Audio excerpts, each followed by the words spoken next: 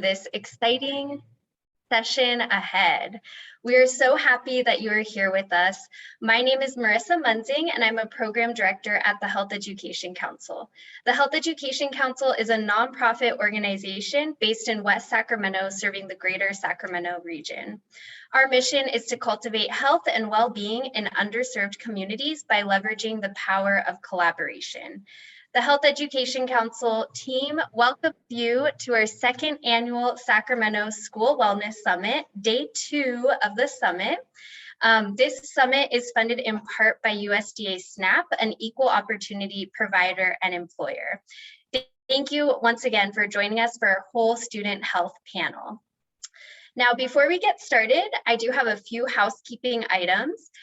This session is being recorded, and the slide, well, I don't think we'll have any slides today, but the recording will be available after the summit. And we are muting all attendee lines, and the videos are all off, but please use the chat and the Q&A feature to ask any questions. We definitely welcome dialogue in the chat. And because this is a panel session, I'll be asking questions to our panelists, but I definitely want to take questions from you all as well. So if you do have questions at any time, you can add them to the chat or Q&A, and we will have time at the end to go through those questions. We also will be providing a post-session survey at the end of today's session. So for those of you who may be requesting professional development credits for attending today's session, we do need you to complete that post-survey. And we also are raffling gift cards after the summit concludes. So to be entered into that raffle, you also will need to complete the post-session survey. Now, I am excited to really get into it and start our session for today. So I'm going to go ahead and start introducing our speakers for today. I will just say I'm truly so grateful for them to be a part of this. HEC has worked with each of them in different ways over the past several years, and they've been great partners and do amazing work. So we're really fortunate to have them here today. And I don't know, this is really fun for me to see these wonderful faces here and get to really facilitate a conversation with you all. So first I'd like to introduce Lisa Vorce, who's representing the nutrition aspect of whole student health. She is an administrative dietitian with Twin Rivers Unified School District, and she has worked as a dietitian in school nutrition for 14 years. And before that, she was with the WIC program.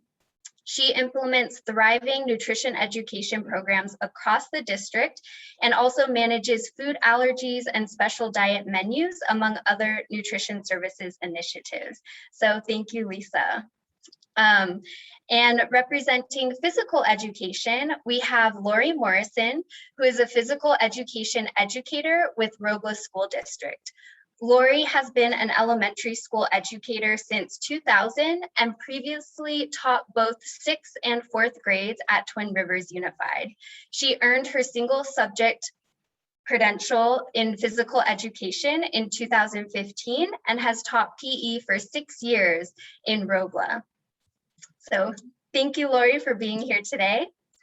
And then representing mental health, we have Daniel Cisneros, who serves as the coordinator of the Sacramento City Unified Connect Center, which is a central hub that provides access to social, emotional, and mental health needs of students across their district. Daniel is also a licensed professional clinical counselor and a national board certified bilingual strengths-based counselor. So thank you, Daniel, for being here today. And then we have Heriberto Soto, who is representing family engagement. He is a parent engagement educator with Twin Rivers Unified School District. He has coordinated family and community engagement efforts at Twin Rivers Unified for the past 7 years. He was born and raised in the LA area of Mexican immigrant parents and has worked in family engagement, migrant education, and the California Mini Core program in immigrant and farm working communities. So thank you so much, Heriberto, as well, for being here today. So I'm really excited. As you can see, we have panelists from all different sectors of student health and well-being. So I'm really excited to start our conversation and our dialogue. And before we get started with some actual questions, I would like to give some time for each of you to just share a little bit more about your role and an overview, a brief overview of the work that you do and how the COVID-19 pandemic may have impacted this. And kind of where you're at now with having gone through all of that. So we can start with Lisa, if you can share a little bit more about that. All right, well, hello, everybody. So a little bit about our work. So I like to think of my role, you know, in school nutrition as being someone who serves. I serve the cafeterias to help them serve healthy foods. I serve classrooms by providing nutrition education that then the teachers can teach and share with their students. And I, you know, do things like run the fresh fruit and vegetable program so that kids get a fresh snack each day of a produce item. And I collaborate with other organizations in order to provide more services for our students and for our cafeterias to continue to promote. So one of the things that I had really learned from COVID and from the pause that we had when schools were closed down was that even though, you know, we all needed to work remotely, the work still went on. It just changed a little bit. And so really it brought to mind that we need to think big picture and think outside our boxes and how, instead of just saying, oh, well, you know, schools are closed, I guess we won't do harvest of the month. Instead, go ahead and change it and say, well, what are we going to do now with what we have to work with? And I think that was the biggest change, positive, you know, well, one of the positives that we took with that is we took what we had and we made it work, and we continued to serve our cafeterias and serve our teachers and students, as you know, with the changes and with what we could do. So, okay. Wonderful. Thank you, Lisa. And yeah, that is so true. I feel like with COVID, it's really taught us a lot about resiliency and creativity, because I think there have been a lot of new programs that have come out from that period of time. So thank you for sharing a little bit more about that. Now I'll pass it over to Laurie Morrison to share a little bit more about her role within Robla School District. All right, thank you, Marissa. Hi, everybody. Marissa obviously shared a little bit about my background as a classroom teacher in the elementary level. My passion, though, has always been sports and health and fitness. So I, went ahead and made that change to become a PE teacher. And I was in Twin Rivers, and at the time, I don't know, Twin Rivers didn't have elementary school PE teachers, and I really liked that level. So I went next door to Robla and was able to get a PE job as an elementary educator there, which I love. So I do want to give one shout out to my PE team for sure. We have 5 elementary schools at Robla, and there's a PE teacher at each site. And we collaborate very closely to try to provide, the best program we can for the students. So as you can imagine, like most things, teaching PE on Zoom was extremely challenging. Due to a lack of access to equipment for most students, our work became really focused a lot on fitness, which it is anyways, but really on fitness. We focused a lot on heart health, plenty of dancing, fitness stations that didn't require much, if any, equipment. Let's see, we were able to do, we found a lot of online resources. There were a lot of physical educators out there throwing out lots of resources. So we actually created a website that kind of compiled a lot of different resources, as well as some of our own videos that we did sometimes. We were able to do a lot of yoga, which, we know is great for the body and mind. We were able to distribute some equipment because we had monthly supply pickup days that the classroom teachers would do. So we would give some things out. We had like jump ropes, balloons for striking, scarves for hand-eye coordination, hacky sacks. There were some things that we could teach the skills remotely. Let's see, we used virtual PE as an opportunity to get families more involved. Was kind of cool. Let's see, I have my notes here. Sorry, I'm not good at speaking on the fly. One of the things we did was we had like a district-wide Zoom glow dance party where our nutrition and food services, they were delivering food. They delivered some glow supplies that week. So the kids had like glasses and hats and things. And we had about 200 students log on and we saw families with them dancing. We did some weekly movement challenges that families could get involved in, where they would post photos on a site that many of you have probably heard called Padlet. They could post photos showing what activity they were doing with themselves or with family members. And let's see, we provided pedometers and they could show their progress on how many steps they were getting. Let's see, a few more things. The online teaching, it provided us an opportunity to teach more nutrition lessons since we had the technology, right at our fingertips, whereas normally we're out on a playground and we don't have like a whiteboard and a smart board and a computer and all that stuff.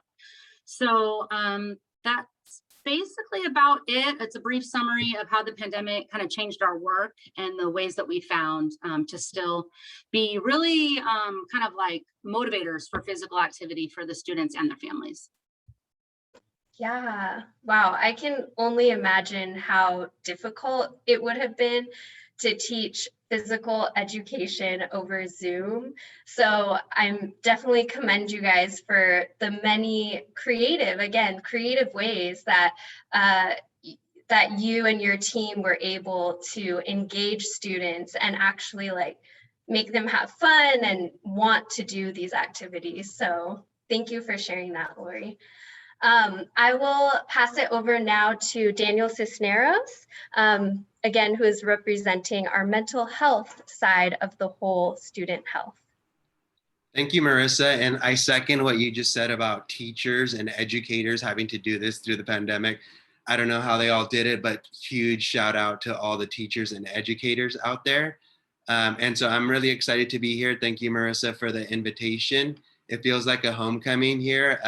I used to work with Health Education Council, and I was the administrator of the Sacramento Minority Youth Violence Prevention Collective. We did some amazing work with our minority youth. And then I also used to work with Twin Rivers right next to Heriberto, who used to bring me really healthy snacks. So that's really good. It feels like a homecoming. So I am, as Marissa mentioned, I'm the mental health coordinator for Sac City Unified, and I coordinate the Connect Center services through our district. For those that don't know, our department is pretty amazing. Student support at Sac City. We try to provide mental health support, social-emotional support, academic support, basically anything that families and students need, we try to do that. Specifically the Connect Center, what we do is we provide district-wide support for all of those sites who do not have a student support center. So we kind of serve as that central hub for services in a large number of schools throughout Sac City. One of the things that the Connect Center specializes in is we provide specialized support to our LGBTQ plus population in terms of support services for the social, emotional, mental health, and academic needs for those students. And the way that we do that is by one-on-one mentoring for our students, assistance with gender and name and marker updates. We also do training, safe zone training for all of our schools who requested, for district staff, for teachers. And in terms of the pandemic, I made a crazy transition from Twin Rivers to Sac City literally 4 days before the pandemic. I started my job here at Sac City, and then 4 days afterwards, it was like, oh, everybody's going home. So for me, it was that crazy just push and like, what are we gonna do? How are we gonna do this work? And so there's a lot of lessons that were learned through this in providing mental health support for students, is that we had to think outside the box.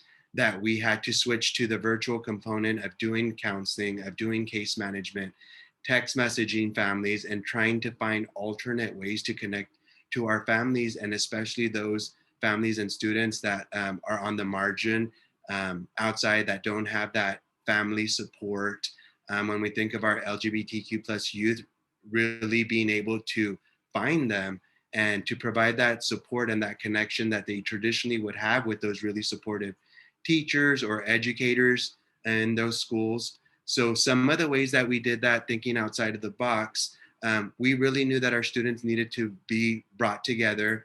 We started a district-wide GSA advisor committee where we would bring all of our GSA advisors monthly to brainstorm how we could connect our students together. That was really important.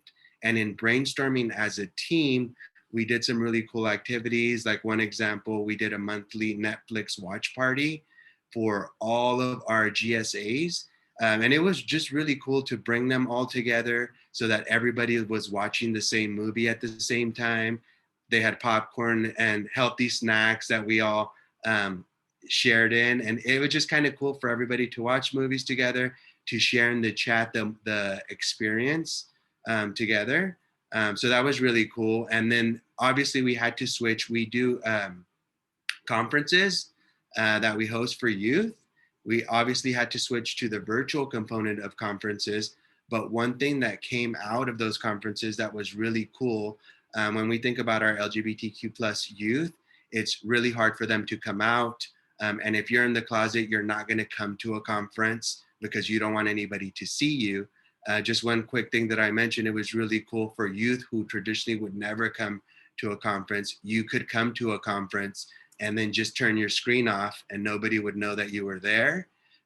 You could remain anonymous. So it was just really cool to provide that experience. So I'll share more a little bit later, but that's just briefly. Yeah, thank you so much, Daniel. And I definitely feel that through this pandemic, I think mental health has, really, the needs of our students and families related to mental health has just really increased. And also, I think there's been more light that has been shed on that sector of health as well through the pandemic. So so thank you for sharing a little bit more about the work that you've been doing, and I'm excited to hear more about your thoughts on some of our questions and discussions ahead.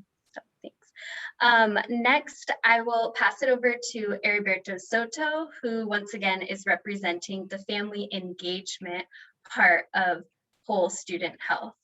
So. Thank you, Marissa, and I appreciate everyone else being here with Laurie, Lisa, and Daniel, and all the participants that are online as well. As Marissa had mentioned before, I work in family community engagement, and so part of the work that we do is sort of deciding what kind of programs and services do we want to offer our families to support their children and the students and their learning, as far as also informing our families and our staff as far as programs and community resources in the area.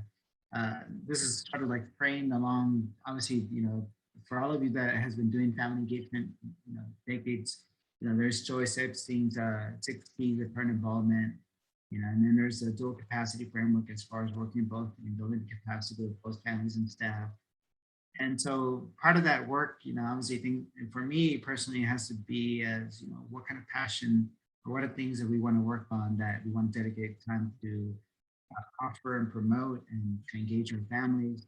And so part of the work that has been going on within the last 2 years, especially with the pandemic, as far as being a one-person team or one-person department, is mostly focusing on collaborations with other departments here in the district and with our community partners as far as offering some of these programs and services, informing our families. And the work that has changed over the last 2 years related to COVID has been obviously the way that we communicate and send out or share out this information. Typically before, you would go to the school site, you would go to the community, a morning event, and send out hundreds and thousands of flyers. Now, obviously, that has changed with the way that we communicate our information with our families. And in some ways, as far as being a one person lead or one, family community engagement, being a one person team here at Twin Rivers, we try to think about how to be practical as far as when it comes to sharing our information, when it comes to and how do we go as far as informing our families regarding some of the services that are offered in the community and with our staff as well, since they have that shared trust or understanding with our families as well. So those are some of the things that I think I kind of think about as far as when I offer these type of programs. Also, there's also the lens. I kind of think about like how would my family, or how would families perceive the information? How would we make sure that it's accessible to them, if it's in their home language, if it's through text or email or voice message or other kind of other ways of sharing this information. Those are some of the things that has been about the work that we've done this past few years. Yeah, great. Thank you so much, Heriberto. And I definitely see that with family and community engagement, it seems like there is a lot of opportunity for collaboration. And I have definitely seen that within Twin Rivers and your department, like how much you've collaborated with other departments and different parts of health and everything, which I think is really cool and really unique. So thank you all for sharing a little bit more about your role and the work that you've been doing and whatnot, and the COVID impact. And so for our first question, I really would love each of you to answer this question because you each have your own unique perspective coming from your field. So what does whole student health mean to you? And what do you think it looks like in a school district? So maybe I'll hand it over to Lisa to start with that. If you could share your thoughts on that question first. Well, to me, when we think about the whole child, obviously you want to think, okay, are we looking at the whole child, mental, physical, emotional? But, when we're talking about our role, like as a school nutritionist or my role in this organization, to me, it kind of comes down to, you want to have a community or a system in place that's addressing all those individual needs. So you want to have, emotional support for the child and physical support, nutrition support, physical activity support, all of those things, support for the family and support for the neighborhood. So to me, it's all of us doing our part. And so showing up every day to make sure that we're paying attention to those, the needs of the children. And that for me is I think we froze for a moment there. So okay. Let's. Anyway, are we back on?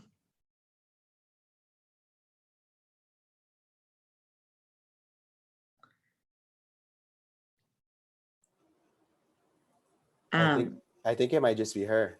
Yeah, I think you can keep going. Yeah, okay, good. Keep going. Okay, so I think that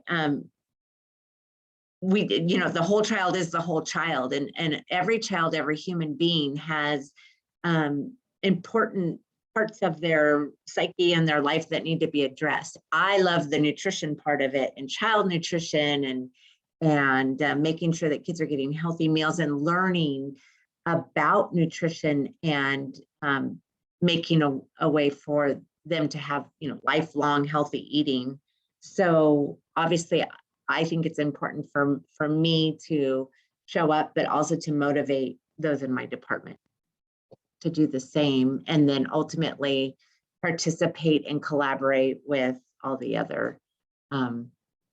Did we actually lose our whole platform? I think we lost our host. Our host, we're still here. I can go next when you're done. Yes. Okay. We can keep it rolling. Okay. Well, I just say show up, and that's what you've done today. All right. Well, I totally agree with everything Lisa said. Physical, mental, social, emotional, the whole thing, and community being so important, supporting the community as much as we can. So schools' focus should be on physical education and activity, nutrition, social emotional learning. We know there's a connection between the mind and the body. So focusing on both, we can see improvements in both. To me, an overall healthy student also ends up more present at school and ready to learn, which is a benefit to everyone.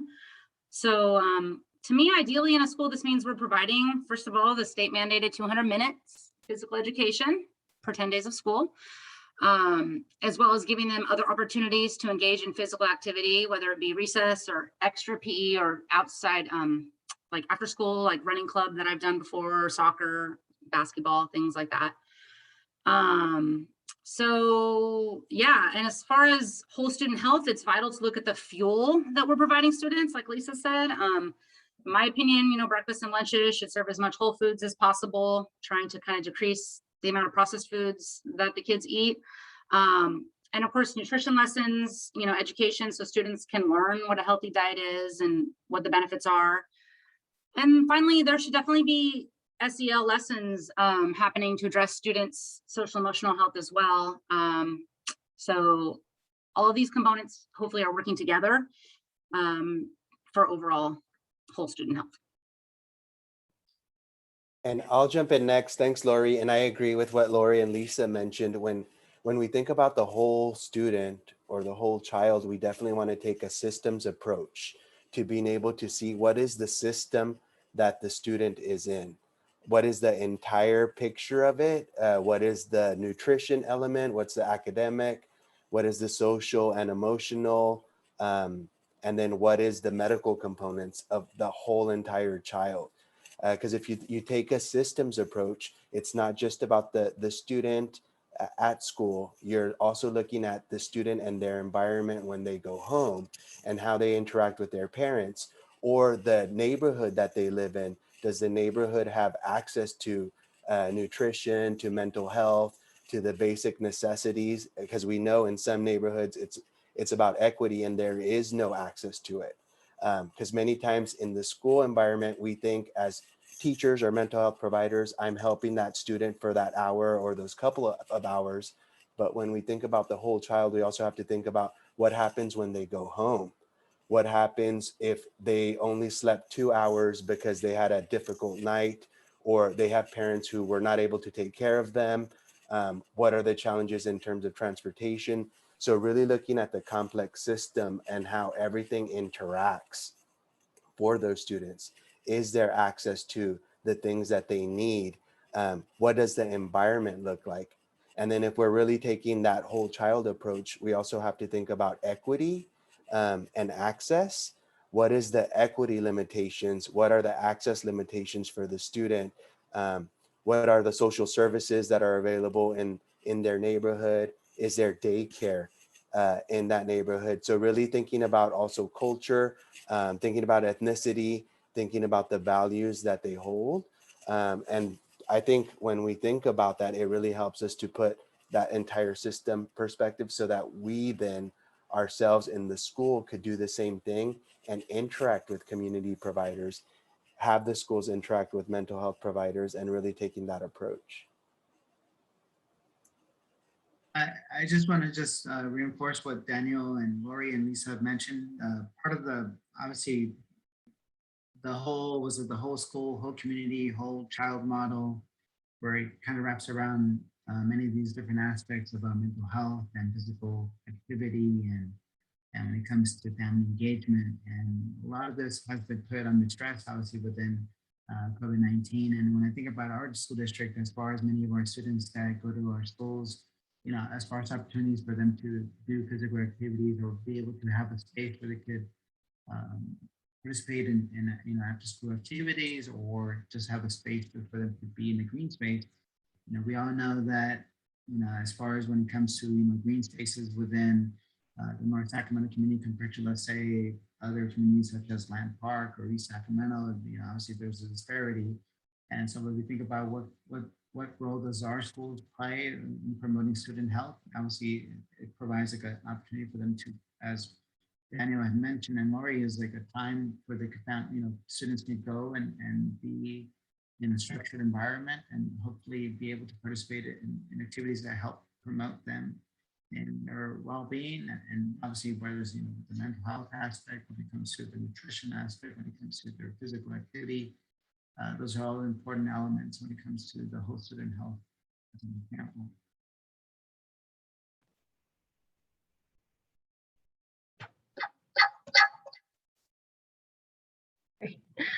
Okay.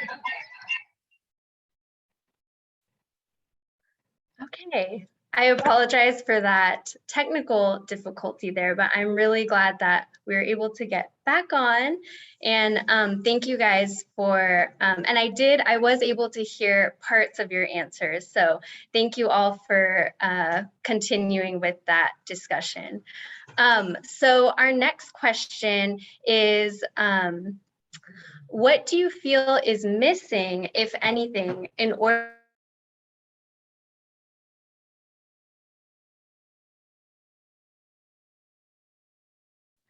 Oh, boy. There There we go. oh yeah. Do you want to start us off, We Lisa? got it. We got it. Okay. Yeah, you were freezing up a little bit. Or Laurie? Oh, Laurie, do you want to start?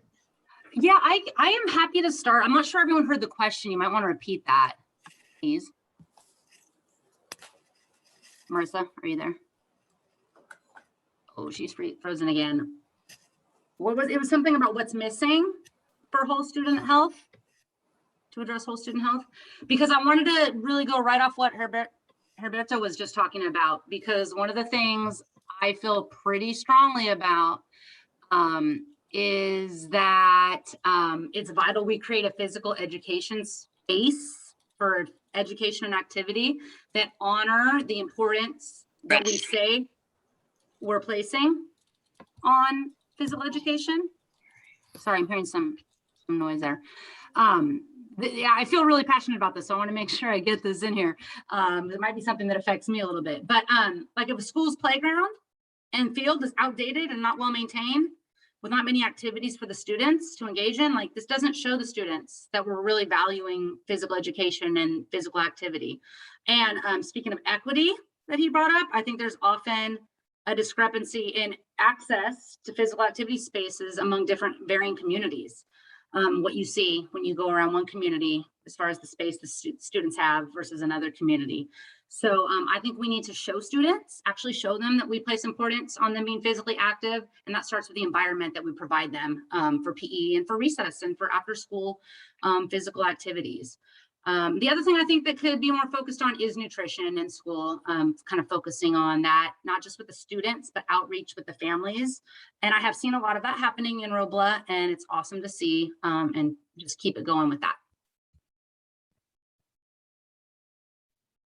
Well, when I say what's missing, I'm like all of the above, everything that we discussed, we need more and more of that. We need more community partners that are coming in for the long haul, the ones that are going to build a system with us so that we can take that systems approach in the school district from, when you have programs that just, you might meet once and now they're gone. Funding is another thing that could be more consistent for us so that school districts or other community partners can really build something that's going to last, something that that families can rely on, something that school districts, you're kind of setting traditions and things like that.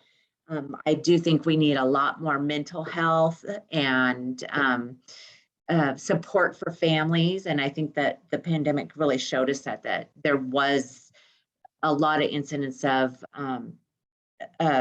despondent behavior and depression and things like that, and anxiety that we really want our students to have that support and to be healthy socially, emotionally, and mentally as well.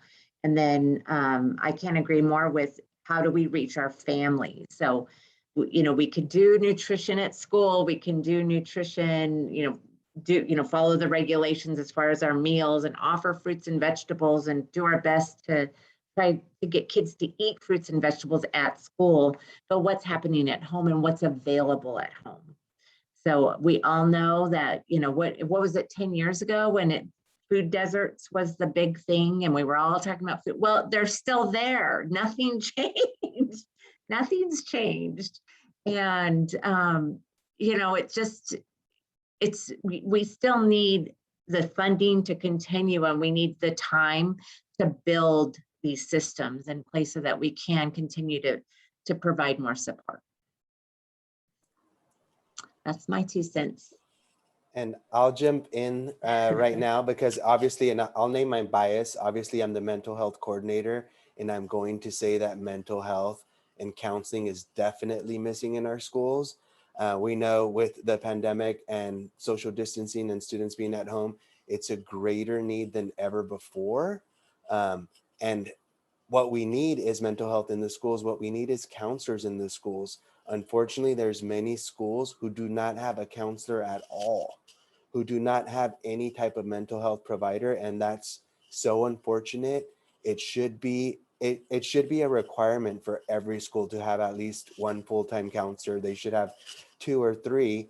But when you really think about it in terms of Maslow's hierarchy of needs, if you don't take care of the social and emotional component, although we lump them together, they're completely different. Students have this social need to interact and engage, and then they have the emotional need, which is separate, to be taught how to regulate emotions, to be taught how to process emotions. Schools definitely need that mental health component, and then the counseling component. And then just one other thing that I'll mention is definitely the equity component, like we've been talking about and Laurie mentioned. When we think about equity, sometimes in our schools, we expect all students to do the same thing. Like if we have student A who grew up and nobody ever read to that student, nobody ever talked to that student, and then you have student B who their parents read to them for 3 hours a day, talk to them all the time. We put them in a school and we expect both students to be able to perform at that same level. And that's not equity. We can't expect the same for those 2 students who had a completely different experience. But we do. We expect that of those students. So we have to be able to talk about equity and find alternate ways. And I think that in our schools, that's a huge element that's missing sometimes. I just have to say that, you know, as far as what our fellow panelists have mentioned is as far as access and equity and just the mere fact that, you know, many of our students were gone, were distance learning, were, you know, whether it was then asynchronous instruction and now with the hybrid model and then now with full in person, I think it's sort of like, you know, be mindful of the fact that obviously that these past 2 years have been hard for many of our students. Many of our children that in some cases, you know, are just observing what's been going on. And as far as stresses, obviously, you know, what exacerbated was, you know, food access when it came to one of the things that's been happening in our school district is as far as transportation and reliable transportation, we're getting students into the schools. You know, when it comes to having technology and you know, and other things like that, and there's just things for even the concern around rent, you know, rent payment, especially for families that are needing rental assistance and utility assistance. Those are things that have been sort of in the foreground as far as, you know, what's been going on with these 2 years. And I think, you know, part of the fact that what is missing, there are many things that has happened, you know, as students return back into you know, to school this year, is that in some cases we haven't really talked about, and hopefully we are having those kind of conversations with our students and with our families as far as what we do to support them.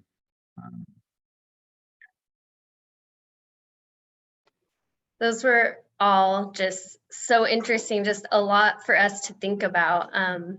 Yeah, great insight from each of you. What would you say is the community's role or community partners' role in student health? And I know Lisa touched on that, but I'd love to dive a little bit deeper in regards to how, yeah, what is that role that community partners and the community at large can play in student health?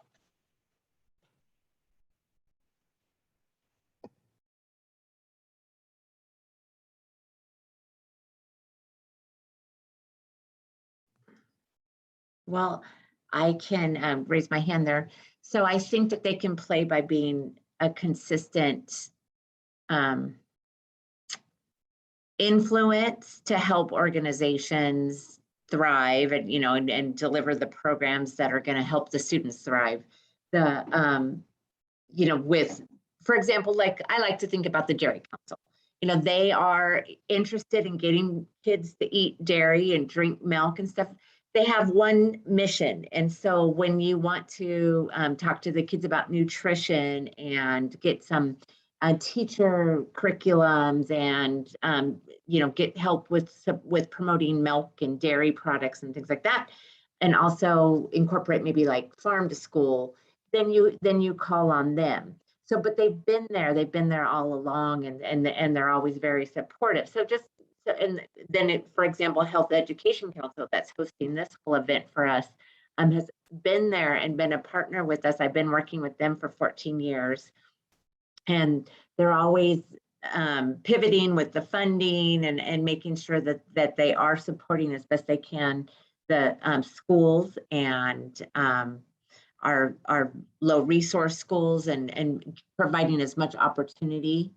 Another thing that communities can do when they come to work with school districts or other systems is, be a good listener and kind of ask, what is it that you're looking for? What is it that we need, our department or our school district? What initiatives is your school district providing right now? What can we come alongside, and partner with? So some of the things that Health Education Council has done for us is really partnered with Twin Rivers to help us bring a systematic approach to nutrition education, where at least we can offer a lesson to all grades K through 6. So by partnering with us and taking on some of the legwork that's required to run nutrition education program with zero funding. And so they help provide a little funding, but they also provide just that extra support, like writing the emails that need to go to the teachers and helping us leverage nursing students and train nursing students so that they can do lessons in the classroom, which doesn't cost us anything, but it does cost us the labor and the time. So I think just everyone's being willing to be honest about what they can provide, asking what you need, ask for what you need, and don't be afraid to think big and to get creative with the small amount of resources that you may have access to. And that way you can make it bigger and better. That's my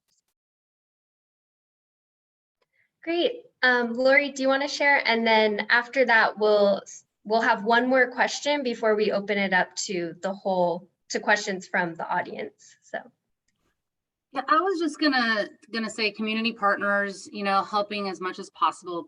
And I know this is already happening in many cases, putting on events for families to learn more about healthy eating, and events that would involve physical activity will be great too. I know one of our other questions, I'm not sure we'll get to it, but one of my goals is, yes, to try to do more events that involve families being active.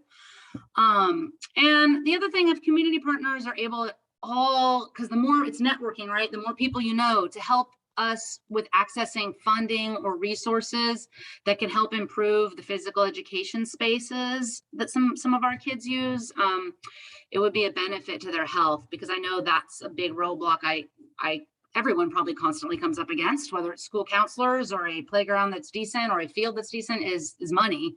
So just help knowing. I was just talking to my principal today, like sometimes I don't even know where to begin with trying to find who out there might be willing to donate some money to help, get this for the students out there on the playground. So just maybe being that sounding board and that resource for us to find where we can go to maybe get some funding and some resources. Yeah, that is really great insight. Yes. So our final question before we open it up for Q&A from the audience, how do partnerships between district departments impact your work? And how have you established solid partnerships with other departments in your district? Oh, yes, Heriberto. Being a one-person lead team within family community engagement, obviously part of the work that we always do is collaborations. And in our school district, we have about 25% English learners.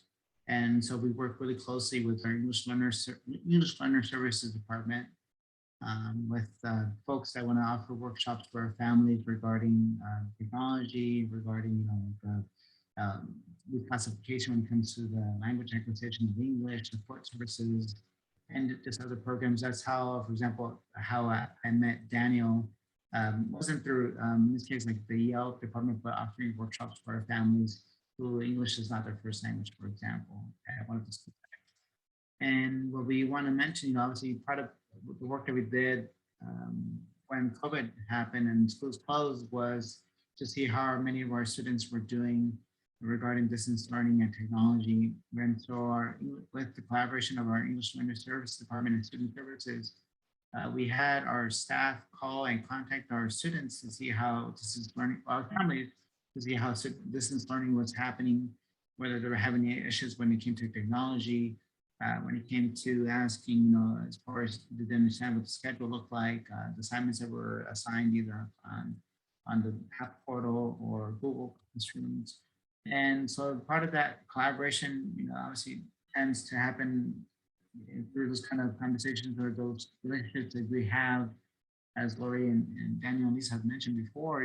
Obviously that's sort of how it starts with networking and working together for a common goal and supporting our students. So that's one way as far as when it came to collaborating or networking with our English Learning Service Department to ensure that we're supporting our students. One example of what I would say of what that looks like.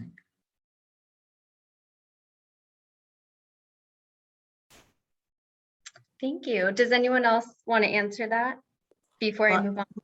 I just want to brag a little bit about Heriberto. He's really built an amazing platform where his he has just a following of families that participate in a lot of the things that he helps endure, that he helps advertise and market. And we had the opportunity to work with him to do some nutrition education with Health Education Council and Dairy Council. And we have a series happening right now where we brought in a chef, and we're trying to do live Zoom chef, cooking demonstrations over Zoom. And his platform is really wonderful. He does all the legwork, and he's trained, a lot of the staff, a lot of his participants, his parents have had the opportunity to get on Zoom and try Zoom because of all the classes that he's offered. And I think that that's a huge advance, that we have such a easy way to reach families now with meetings, whereas before we'd have to, get the permit to, be in the cafeteria and bring snacks and, hope people show up at 4 o'clock to meet us. And now we can all just jump on Zoom. And for our first cooking demonstration that we had last week, I think we had 70 participants, which was really huge. It was probably more than I've ever had in an evening event with families before. So it really is outside the box thinking and really taking advantage of this technology and the fact that we've all experienced a big leap in understanding, Zoom and how to connect online. Yes, wonderful. Thank you, Lisa, for adding to that. So we did have a few questions from attendees. And one question was, what does the school district do during the pandemic for families where their child may have been affected by disabilities like autism or ADHD?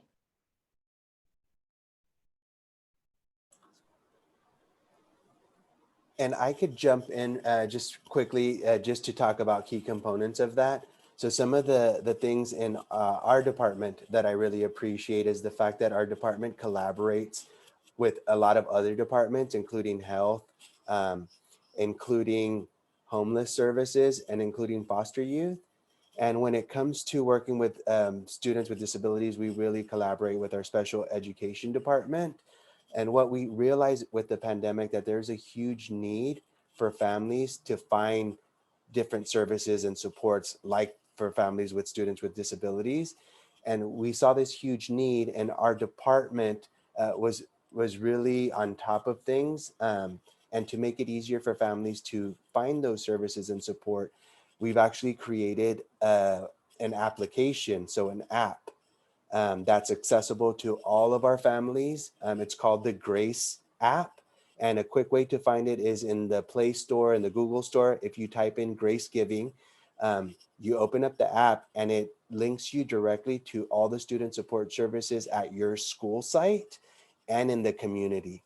So you could literally type anything that you're looking for, services for ADHD, homeless services, mental health services. And not only are they listed there, but it's special in the way that it provides top services that you could find. So it's a really cool app that we share with our families. When they're not able to access support at their school sites, they could utilize the app. And it's one of the ways that we link our families. Thank you, Daniel.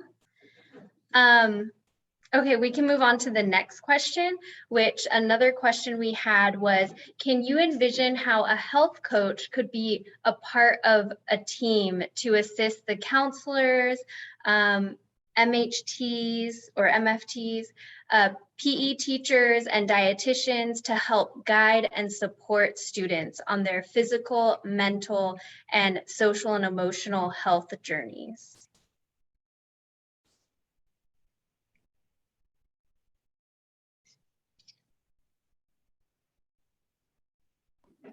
I don't know exactly what a health coach does, but when I think of a health coach, and so maybe I'm wrong, I think of somebody who kind of works more closely with individuals on individual goals. So, you know, whether this would work out or not, I can envision that I know my students pretty well, and I know my, you know, some of their families pretty well, and like maybe there's certain students who could really use that assistance. I'm not yet at the moment. I've only had a minute to process it. Able to envision how to use it with my 500 students, but definitely as, you know, as needed. Maybe I need more education on what exactly a health coach does. Well, and certainly if they had some kind of system in place that, you know, that would enable us to share it with classrooms or to develop some type of, you know, whole health type program, I would be interested in looking at that too. Okay, I think we have time for one more question. And so I have a question that I would like to ask, which is, how has COVID shifted the priorities of your department? But I'm trying to, but in light of what do you hope in the future to either continue from some of these COVID adaptations, or maybe that changes? So kind of like, what would you like to see continue from this crazy pandemic time that we've gone through and are still going through? Or what would you like to see change from that?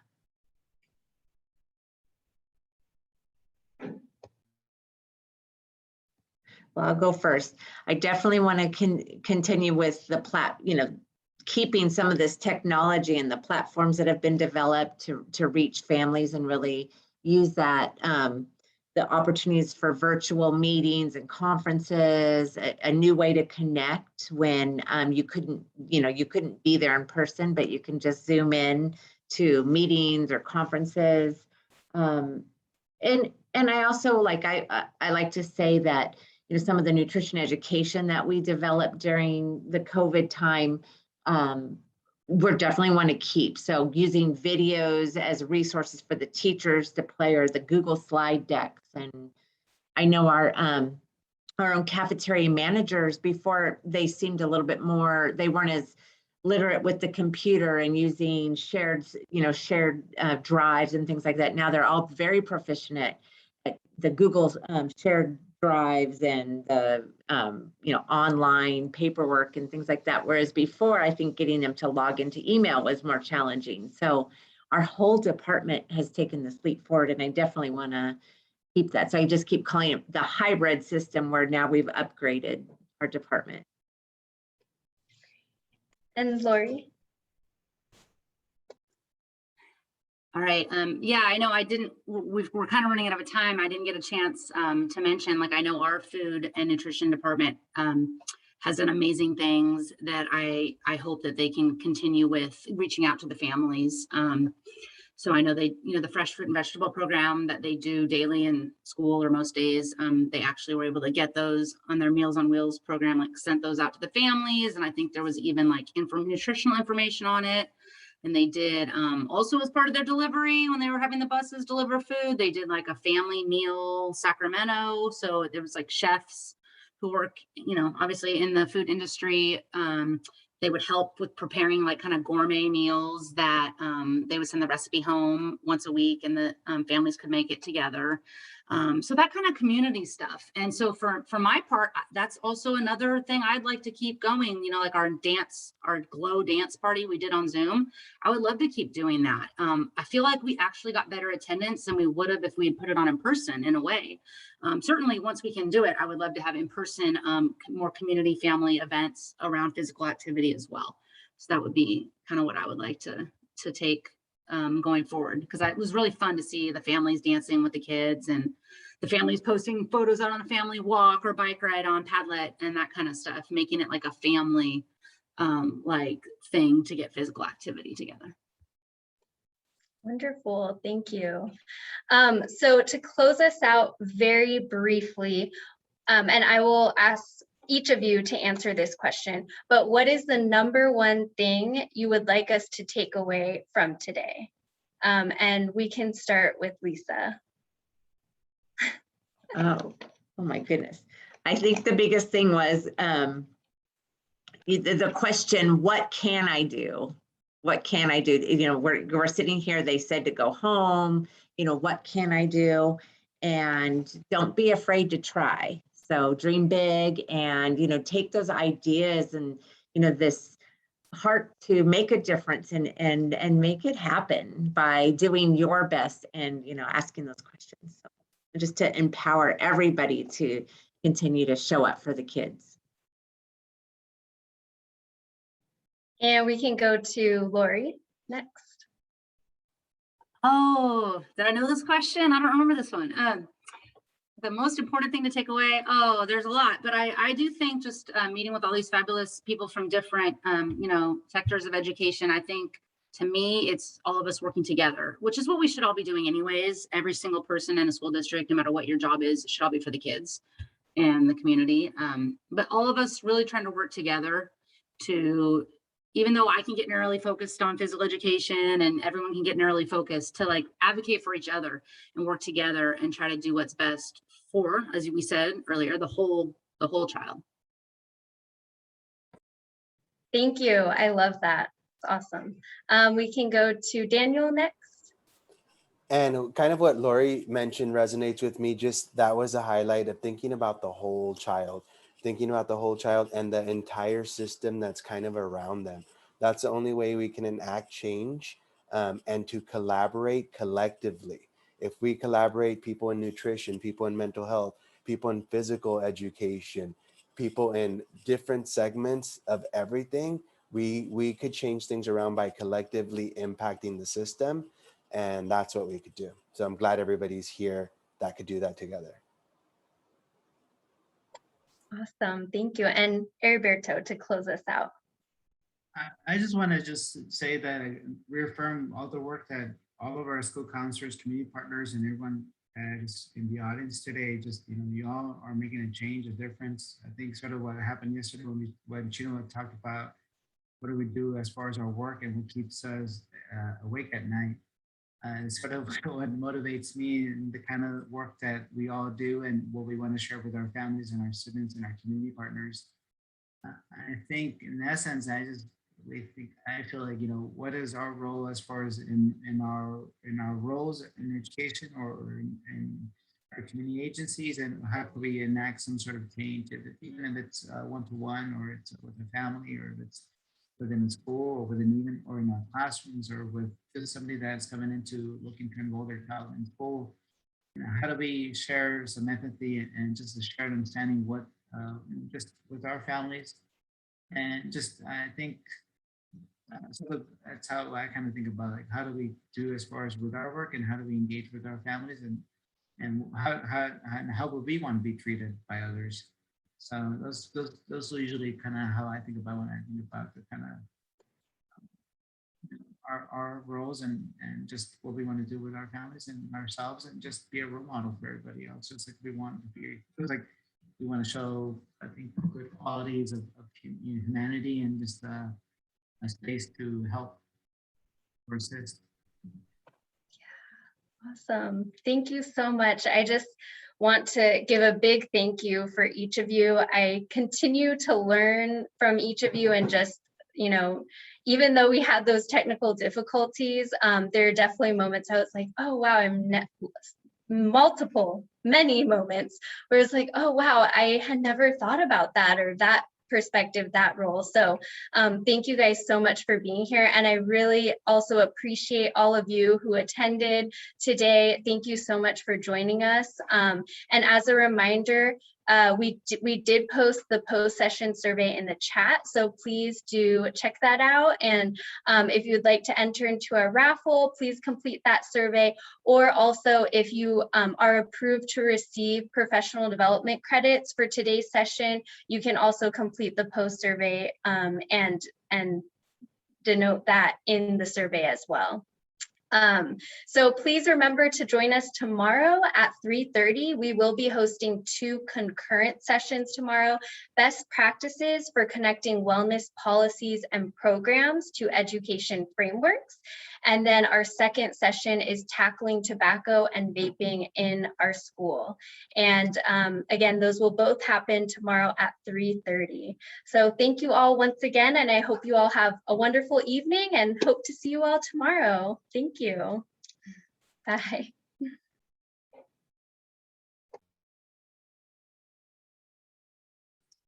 Thank you very much, everybody. Appreciate it. Thank you, Lisa. Thank you, Daniel.